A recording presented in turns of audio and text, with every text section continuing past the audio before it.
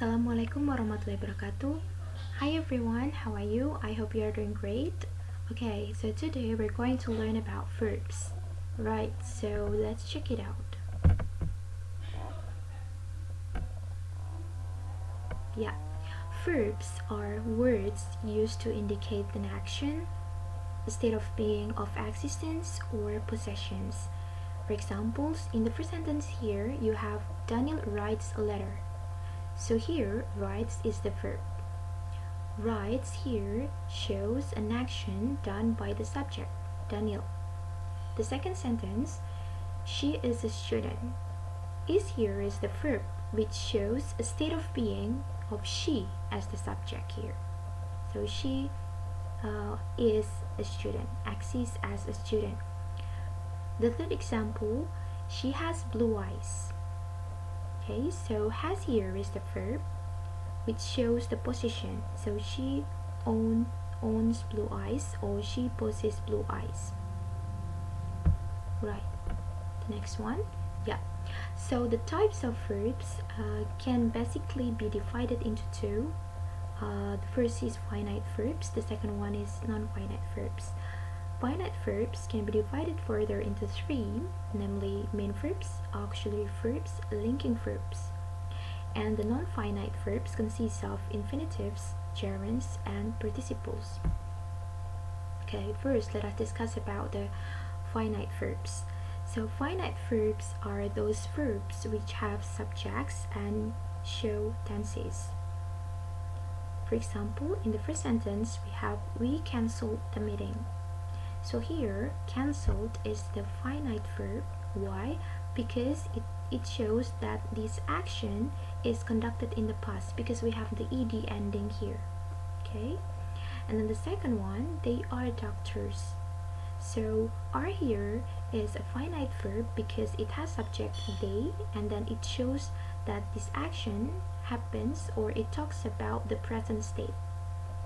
Yeah, because the are as the to be is used.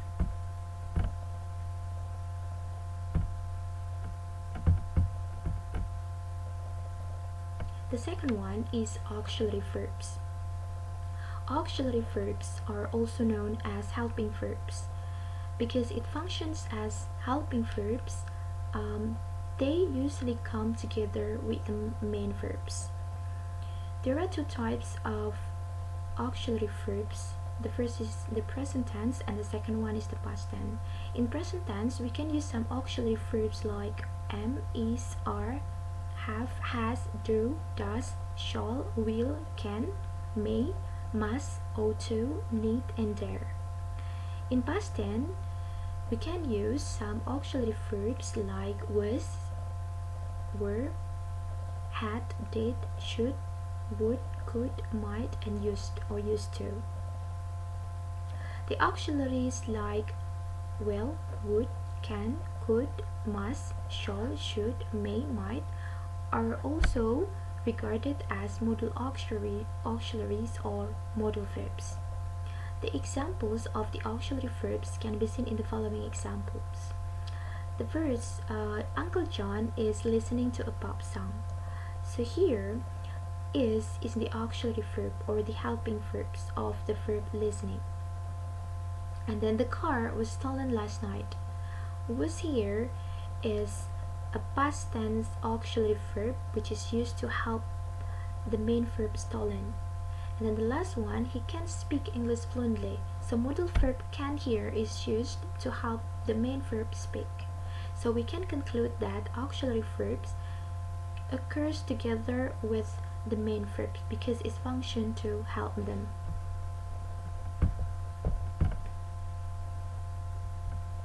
Okay, but I have a note here that you need to be careful when you use some verbs because beside functions as the auxiliary verbs, they can also function as the main verbs. You should be careful with the verbs be, have, and do. For examples, they are late. So here, the verb are functions as the main verb because it can stand on its own. The second one, my parents have 5 children. Here, as you can see, the verb have here functions as a main verb. The meaning is related to the possession or ownership. So have can functions as a main verb when it shows the meaning related to possession or ownership. And then the third one, he does his homework every evening. So the verb does here is the main verb of the subject he. Alright, so when the verbs be, have, do functions as the main verbs, they usually occur without the main verbs or other main verbs because they themselves are the main verbs. Well, now let's go on with the second type of verb, which is non-finite verbs. Non-finite verbs do not have subjects, do not show tenses, and do not act as the verbs of the sentence. For example, in one, we prefer to go now. Okay, so here, to go is the non-finite verb. Why? Because to go here doesn't have the subject. We here is the subject of the verb prefer, not the subject of to go. Right? And it doesn't show the tenses. So if we have only to go, we don't know whether it happens in the past or in present time. What shows the tenses is the verb prefer. Okay, and it doesn't act as the verb of the sentence. The second one, the people standing in the queue are going to buy the movie tickets. Similar to the first example, standing here is the verb in, which do not have the subject because it explains the people instead of acting as the verb of that subject. The verb of the subject, the people, is are going. Okay, so standing here is just like an adjective explaining the people. And then it doesn't show the tenses. Okay, right. Let us go on with the types of non-finite verbs. The first type of infinite verbs is infinitives. So infinitives are basically the basic forms of the verbs like dance, sleep, try, or maybe you are more familiar to call it the verb one forms. There are two types of infinitives. Generally, infinitives are used with the word to, or we call it to infinitive. You just use to and then add this with the verb one, so it becomes to dance, to go, to try, for example. Or they can also occur without to. For example, dance, go, and try. For example, Jenny tries to sing. Jenny tries to sing. The to infinitive in this sentence is to sing. To sing here is not the verb because it doesn't show the tenses. Okay, and the verb here is tries. To sing here is just used to complement the verb tries. And then the second one, I let him go. This is also an example of infinitive, but it doesn't occur with the word to, so we call it bare infinitive. Okay. There are certain words that can occur with this bare infinitive. It doesn't mean that it is choices for us to use bare infinitive or to infinitive, but we need to be careful. There are some verbs that can go with to infinitive and some other they can go with bare infinitives. Okay. The second type of non-finite verb is gerunds. I'm sure that we have discussed about it and you are familiar with this. So gerunds are the in forms of the verbs. So you just need to put in behind the word if you want to form gerunds. For example, we have dancing, sleeping, and trying.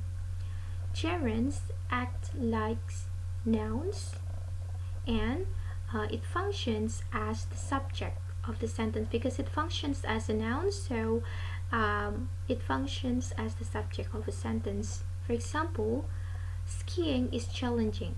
So skiing here is a gerund it functions like a noun. It becomes the subject of the sentence, but it is not the verb of the sentence, because here we have the verb is as the verb. The same with the first sentence. We have the second sentence, which is dancing is my hobby. Dancing here is a gerund.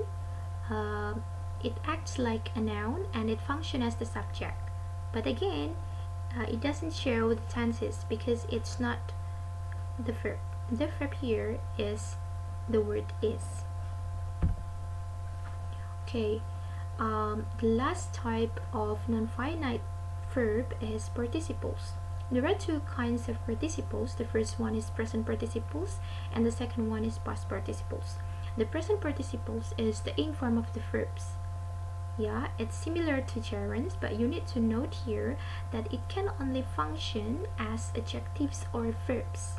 So it doesn't function as the subject like gerund. For example, we have dancing, sleeping, and trying. Okay, the first example. The girl dancing on the stage is my cousin. Okay, so dancing here, the underlined word is the present participle. This is the verb ing form, and dancing here is an adjective explaining the girl. This is not the verb because the verb is. Okay, and the second sentence we have she's dancing beautifully on the stage.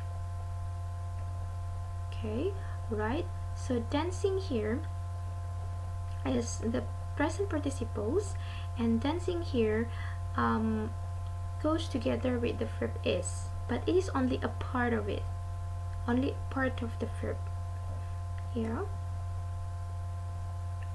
The second one is the past participles. Past participle is the verb three forms of the verbs, and it can also function as the adjectives or the verb parts. Okay. For example, the book written by Alice is one of the bestseller book in town. Okay. So written here is the adjective explaining the book, while the verb of the sentence is. The second example, the book was written by Alice. Written here is the past participle, but it is not the verb. It's just a part of the verb. Okay. The next one, we can also study about transitive and intransitive verbs. Transitive verbs are the verbs which need objects, either indirect object or io, or do, direct object, or both. Transitive verbs are like the verbs give, bring, hand, play, take, lend, over, pay, and sing. For example, my grandma gave me a gold necklace. My grandma gave me a gold necklace. So here, gave is an intransitive verb because it is followed by indirect object me and the direct object a gold necklace. In the second sentence, Jim plays the piano for me. So play here is the transitive verb because it is followed by two objects. The first is the piano as the direct object, and the second one is the indirect object, which is for me.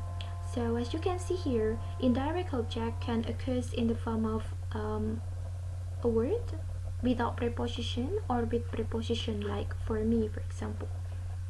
So when an indirect object occurs without preposition, usually it occurs before the direct object, like me. Me here comes before the direct object, a gold necklace. But in the second sentence, the direct object is placed right after the verb because the indirect object comes after that with the preposition for, or sometimes you can also use to. Yeah. Okay, the second one is intransitive verbs. Intransitive verbs are the verbs which do not need objects. So in intransitive verbs, the verbs can just occur by itself. The examples of intransitive verbs are the verbs like sleep, walk, fall, sit, dance, jump, or shout. For example, we sleep at around 9 p.m. every day. So sleep here is an intransitive verb because after the word sleep, it is not followed by any objects. It is continued by adverb, at, around, blah blah blah. The second one, the bride walked slowly. The verb walked here is also an intransitive verb. It is followed by an adjective after that. It doesn't followed by any objects, whether it is direct or indirect objects. But you need to also be more careful because certain verbs can be transitive and also intransitive at the same time. For example, the verb stop. For example, the car stopped suddenly. For example, the car stopped suddenly. In this sentence, stopped is intransitive verb because after the verb, it is not followed by object, but it is followed by an adverb suddenly. Or in the second sentence, for example, the man stopped the car. Okay, so after the word stop, we know that there is an object, a direct object, the car. So in this sentence, in this context, the verb stop is a transitive verb. So you need to be more careful when you use this. You need to be more flexible. Okay, yes. So the last part that I want to emphasize to you is when you analyze verbs or analyze sentences, you just need to know that verbs consist of be verbs and then main verbs and also verb phrase. Be verbs are like, is, am, are, was, were, and then main verbs are the principal verbs that can stand on their own, like go, take, sleep, or read. And then verb phrase are the verbs that consist of more than one word. For example, is gone, will sleep, are walking. So when you analyze the verbs or analyze sentences containing this these verbs, whenever you find this kind of verbs, you have to analyze them as verbs. Okay, let's see the example. For example, here in the first sentence you have the man stopped suddenly. So the man is the subject and then stopped is the verb. So here stopped is the main verb. The second one, Sam is reading the biology book. Sam is the subject and then is reading is the verb. Because this is a verb phrase, it consists of two verbs. Basically, it consists of is as the helping verb and then we have reading as the main verb. So together we call it verbs. We don't separate them. So the verb is not is only or is not reading only, but the verb is reading. So when you analyze this kind of sentence, so you have to analyze them as one, is reading as the verb. The last one, Peter was angry last night. So Peter is the subject and then the verb is was here is the verb, which is the be verb. Alright, I think that's all for today. Thank you for listening to my explanation. I hope it's clear and useful for you. Stay safe everyone. I'll see you again for the next meeting. Wassalamualaikum warahmatullahi wabarakatuh.